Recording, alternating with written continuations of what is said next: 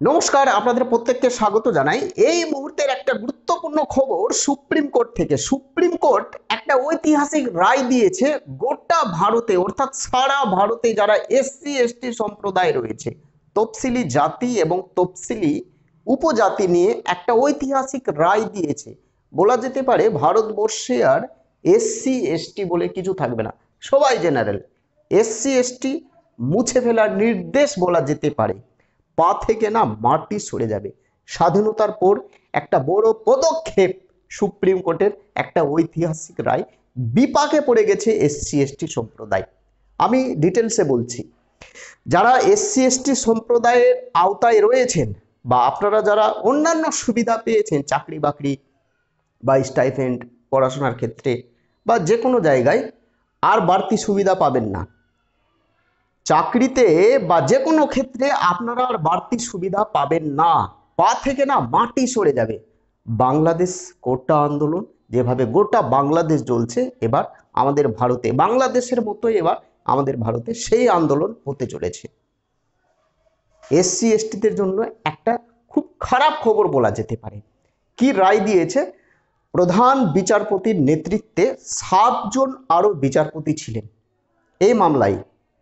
প্রধান বিচারপতি এবং তার সঙ্গে আরো 6 জন বিচারপতি ছিলেন। আজকে প্রধান বিচারপতির বেঞ্চে সুপ্রিম কোর্ট আজকে রায় দিয়েছে যে এসসি এসটিদের মধ্যে, অর্থাৎ তফসিলি জাতি এবং তফসিলি উপজাতিদের মধ্যে যারা আরো আর্থিকভাবে অসচ্ছ, যারা আরো পিছিয়ে রয়েছে, তাদেরকে একটা উপশ্রেণীতে ভাগ করতে হবে এবং এই যারা উপশ্রেণীর মধ্যে পড়বে তাদেরকে আরো বাড়তি সুবিধা দেওয়ার নির্দেশ।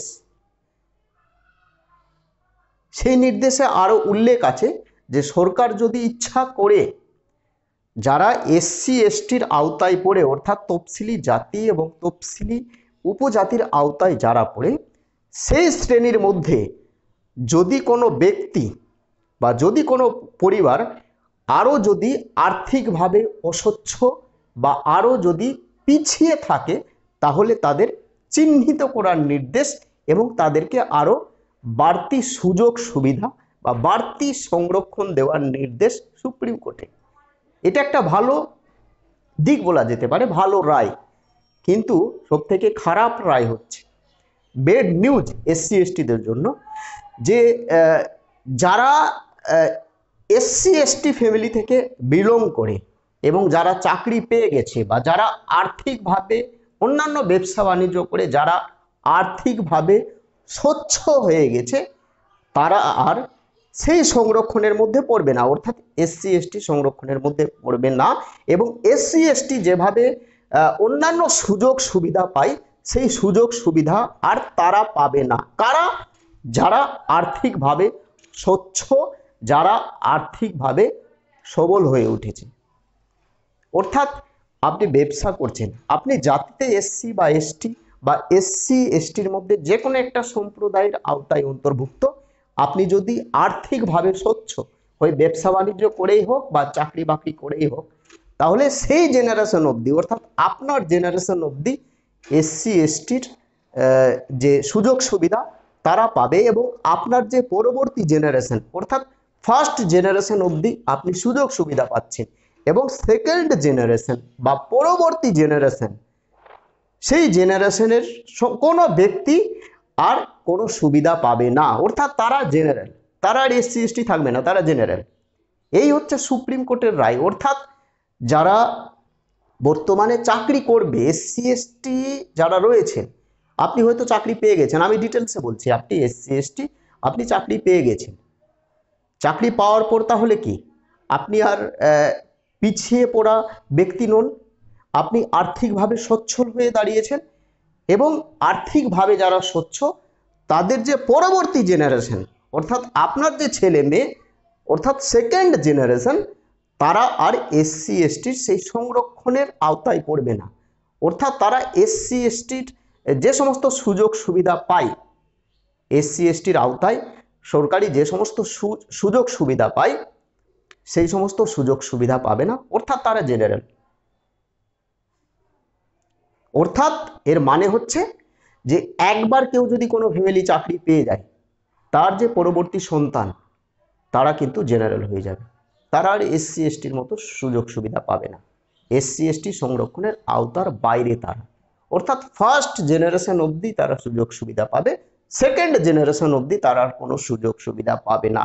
একটা বেড নিউজ বলা যেতে পারে, অর্থাৎ তারা এসসি এসটি থেকে জেনারেল।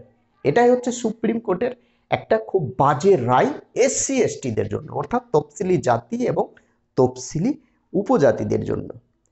আমি বারবার বলছি যে সরকারকে নির্দেশ দিয়েছে এবং তার মধ্যে একটা লাইন লেখা রয়েছে, সরকার যদি ইচ্ছা করে, তারা যদি চেষ্টা করে কি এই এসসি এসটিদের মধ্যে যারা আর্থিকভাবে আরো পিছিয়ে পড়ে রয়েছে, অর্থাৎ আরো অসচ্ছল, আরো গরিব, তাদেরকে একটা উপশ্রেণীতে ভাগ করতে পারে, এই ওয়ার্ডটা রয়েছে, এবং তাদেরকে বাড়তি সুবিধা দিতে পারে সরকার যদি চেষ্টা করে, তাদের যদি ইচ্ছা থাকে, সেই সরকারের যদি ইচ্ছা থাকে, তাহলে তাদেরকে বাড়তি সুবিধা দেওয়ার নির্দেশ সুপ্রিম কোর্টের। এই সমস্ত বিষয়গুলো উল্লেখ রয়েছে, আমি পেয়ে যাচ্ছি, পুরো রায়টা পেয়ে যাচ্ছি, আমি ডিটেলসে বলছি।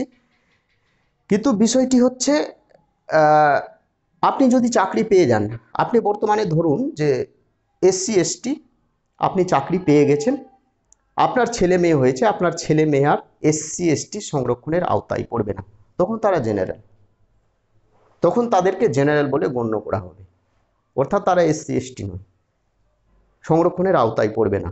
এটাই হচ্ছে প্রধান উদ্দেশ্য সুপ্রিম কোর্টের। অর্থাৎ সুপ্রিম কোর্ট চাইছে যে এসসি এসটি ভারতবর্ষ থেকে মুছে যাক, সবাই জেনারেল হোক। এই হচ্ছে এসসি এসটিদের জন্য একটা ঐতিহাসিক রায়। কিন্তু আমার বড় প্রশ্ন, শুধুমাত্র এসসি এসটিদের জন্য এই ধরনের রায় কেন?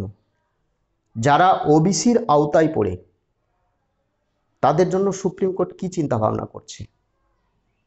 তাদের জন্য কি সুপ্রিম কোর্ট কোনো রায় দেবে না? কি মনে হচ্ছে আপনাদের?